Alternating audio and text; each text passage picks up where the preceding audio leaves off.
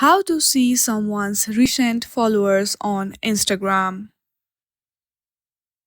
For that, first of all, launch your Instagram application and make sure that you have logged into your account.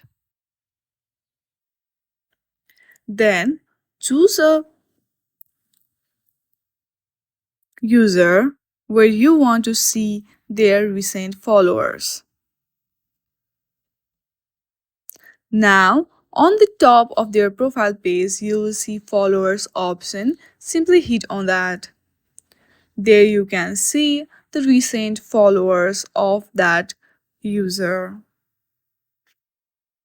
In this very easy step, you can easily find out someone's recent followers on Instagram. I hope you like this video.